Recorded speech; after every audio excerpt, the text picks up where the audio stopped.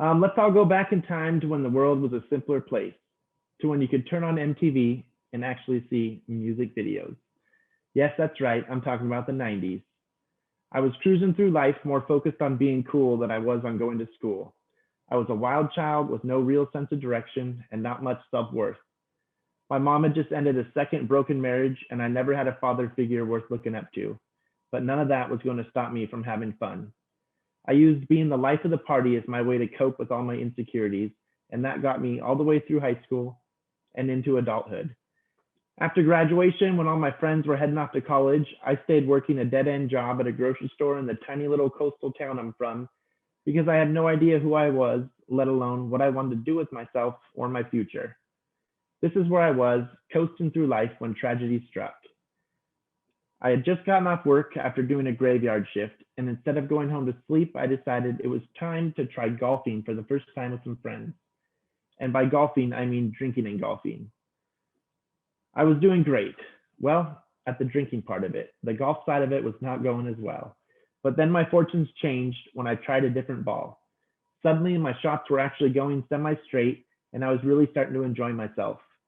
And then I shanked my lucky ball and watched it bounce into a creek flowing through the golf course. Being the water dog I am, there was no way I was leaving that ball behind. It was a beautiful sunny day, which only happens once or twice a decade on the Oregon coast, and I was going in after my lucky ball. I stripped down to my boxers and peered into the depths near where I saw my ball go under, and I thought, yep, that's definitely deep enough to dive into. And boy, was I wrong.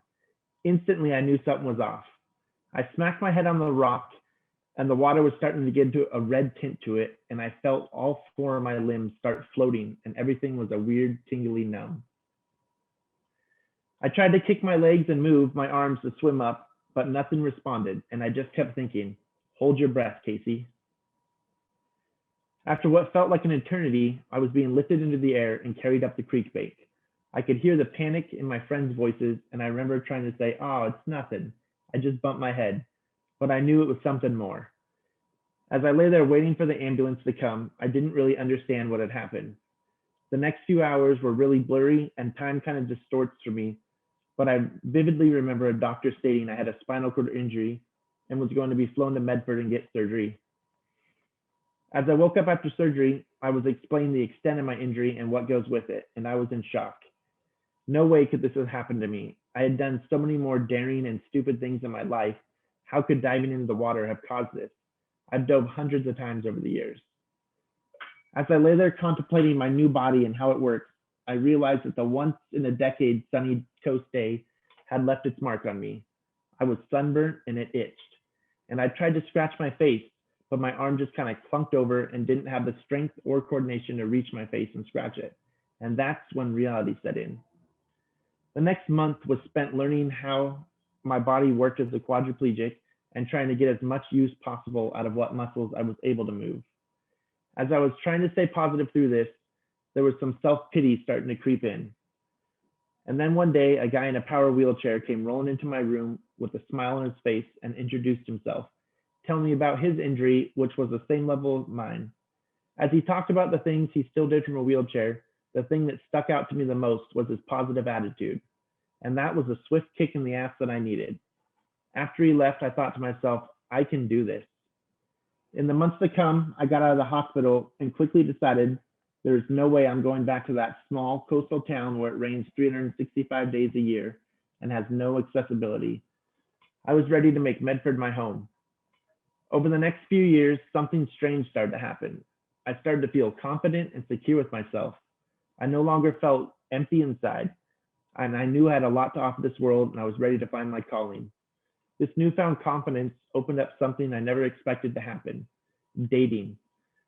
I spent the next couple of years dating around until, with the help of MySpace, I met someone I had an instant connection with. 3 years in, we were married and planning our futures together when I brought up my dream of being a peer mentor for others. My wife supported and encouraged it. I was so nervous the first time I went in and met a newly injured, but I was hooked. It felt so good to do. Over time, it got easier and easier as I started building my skills on how to do this. And as I sit here today, I've been married going on 12 years, have a 4-year-old son, I'm a certified peer mentor, and employed as a community health worker. I get to interact with the spinal cord injury community all throughout Oregon. My dream job has come true. I recognize that not having a father figure in my life led me down the chain of events that caused my accident, and I'm proud to say that will never happen with my son. I have broken the cycle. Through tragedy and being completely torn apart, I was able to find myself and rebuild stronger than ever. I have been asked many times if I would go back and change diving into that creek that day, would I? And I can definitely say, no, I wouldn't.